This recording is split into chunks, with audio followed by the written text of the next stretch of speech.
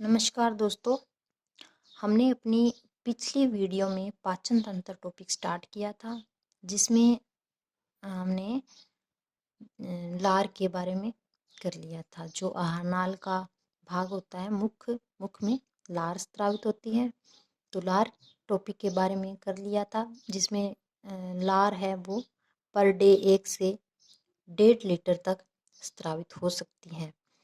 और वही लार अगर उत्प्रेरक दिया जाए, उत्प्रेरक से 2 से अधिक ही लार स्रावित होते हैं। तो उसके बाद आज हम अपनी अगली वीडियो में क्या करेंगे, दांत की स्ट्रक्चर। मुख के अंदर लार कर लिया था, और अब हम करेंगे टीथ, दांत की संरचना। जो दांत होते हैं वो क्या होते हैं, जबड़े में ऊपर और नीचे, या इसको बोल सकते हैं ऊपरी जबड़ा और निचली जबड़ा, दोनों में क्या होते हैं, समान होते हैं, एक जैसे होते हैं। दांतों में जो इसका मुख्य तत्व है वो क्या होता है, कैल्शियम।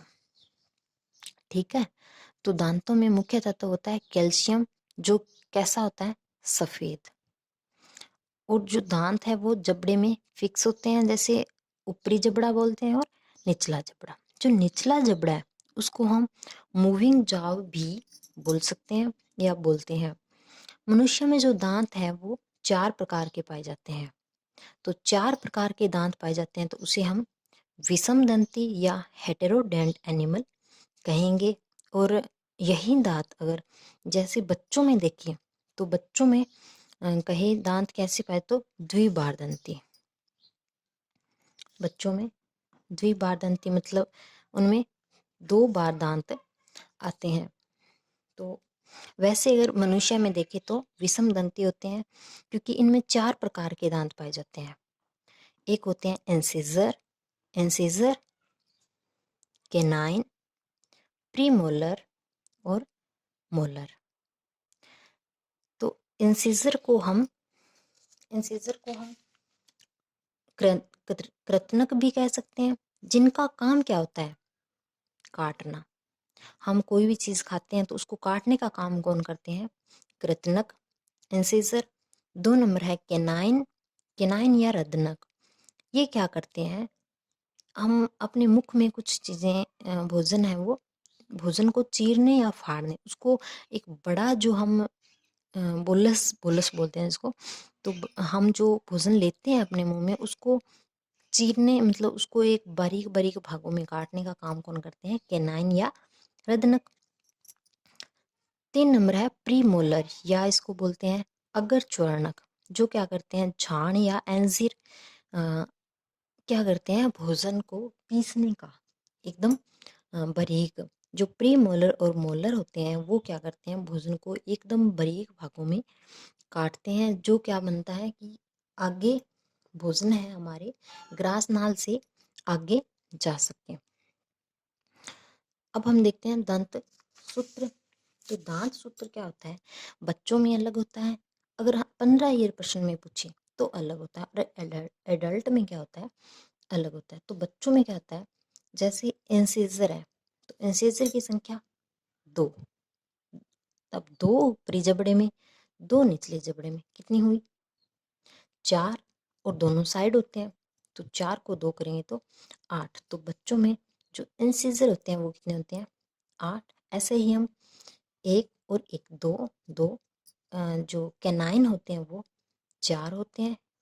और प्री मोलर क्या होता है, एब्सेंट होता है, और 8 ही इनमें मोलर होते हैं। तो बच्चों में जो टोटल दांतों की संख्या होती है वो होती है 20। अगर 15 ईयर प्रश्न में पूछ लिया जाए तो उनमें 28 होती है, क्योंकि इनमें क्या होता है कि जो अक्कल दाढ़ है वो अक्कल दाढ़ कहा जाता है कि जैसे एडल्ट होने के बाद ही आती है, तो उसकी संख्या एडल्ट होने के बाद गिनी जाती है।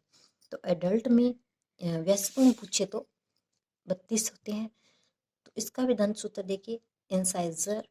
हम इसको दंत सूत्र कैसे लिख सकते हैं, जैसे 4 प्रकार के दांत हैं, इंसाइजर, कैनाइन, प्रीमोलर और मोलर।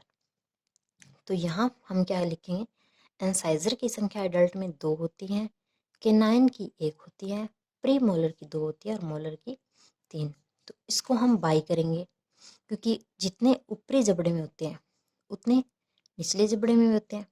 अब देखो, ऊपरी जबड़े और निचले जबड़े में जितने होते हैं वो दोनों साइड होते हैं, तो इसको 2 से मल्टीप्लाई करेंगे तो 32 हो जाएंगे। देखो इंसाइजर है, ऐसे करेंगे 2 और 2, इन दोनों को प्लस किया और इंटू किया 2 से, 8, 1 और 1 2, तो 4, 2 और 2 4, तो इंटू 8, 3 और 3 6, 6 दूनी 12। अब हम इनको प्लस करेंगे तो कितने हो गए, 12 और 8 20, 20 और 8 28, 28 और 4 32। ठीक है, ऐसे हम जो दांतों का सूत्र है, फॉर्मूला है इसका, वो देंगे।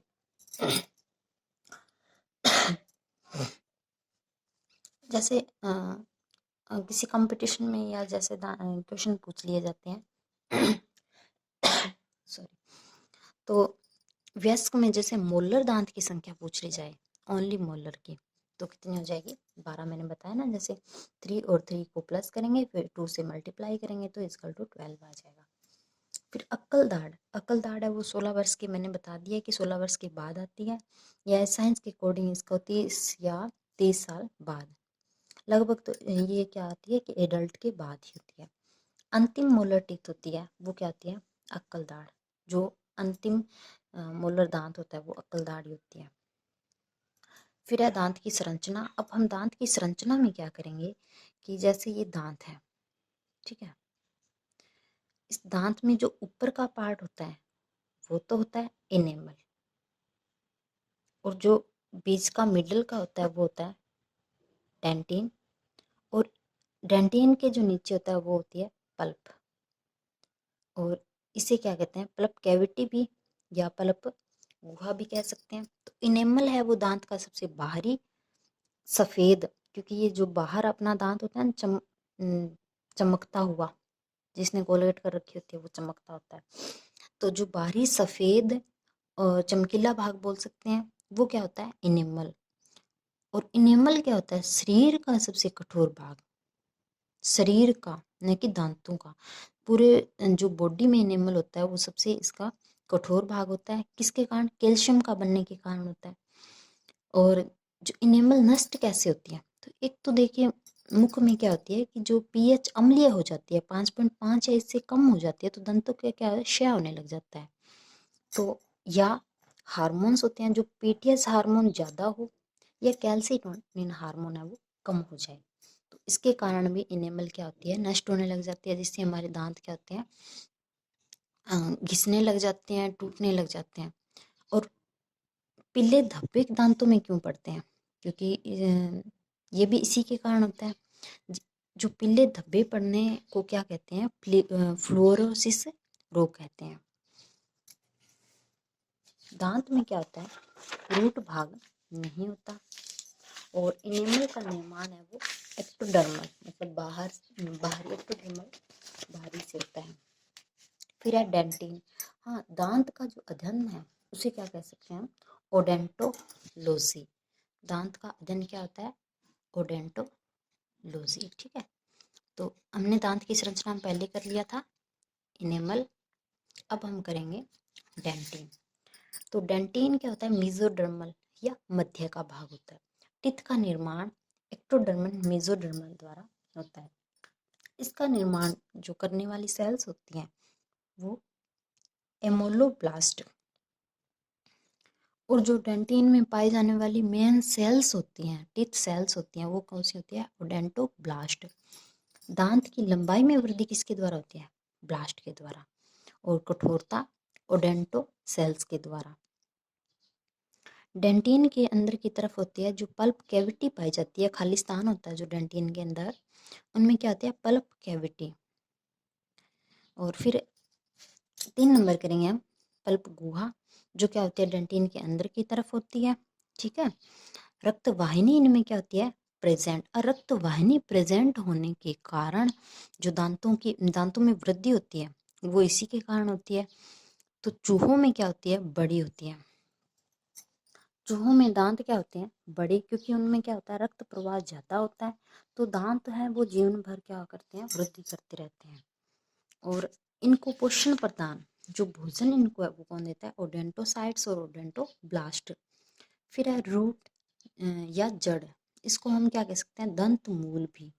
तो रूट या जड़ होती है, ये क्या होती है कि जैसे दांत है वो जबड़े में धंसा होता है, तो धंसा होता है, इसके कारण इसमें क्या होती है, इनेमल जो होती है वो नहीं होती, एब्सेंट होती है। और इनमें क्या होता है कि सीमेंटम जो रासायनिक पदार्थ भरा होता है, जो क्या करता है, दांत को जबड़े के अंदर क्या करता है, फिक्स रखता है।